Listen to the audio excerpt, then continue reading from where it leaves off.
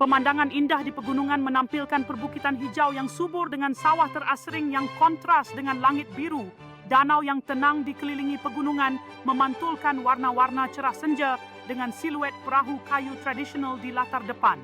Sekelompok penduduk desa yang lokal terlibat dalam penanaman padi di ladang subur pakaian tradisional. Mereka menambah sentuhan budaya pada pemandangan pasar bunga yang penuh warna, dipenuhi dengan berbagai jenis bunga dan hasil lokal. Sementara orang-orang berinteraksi dengan ceria, air terjun megah mengalir deras di antara batuan yang dikelilingi oleh hutan tropis yang lebat dengan kabut yang menjulang di bawah sinar matahari menciptakan suasana ajaib.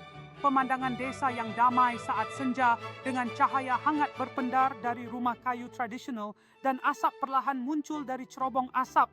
Pemandangan menakjubkan dari puncak bukit yang menghadap ke lembah gunung dengan lapisan kabut menggulung di atas bukit dan matahari terbit di latar belakang. Seorang petani lokal merawat kebun kopi dikelilingi oleh ceri kopi yang matang menunjukkan kekayaan pertanian daerah ini.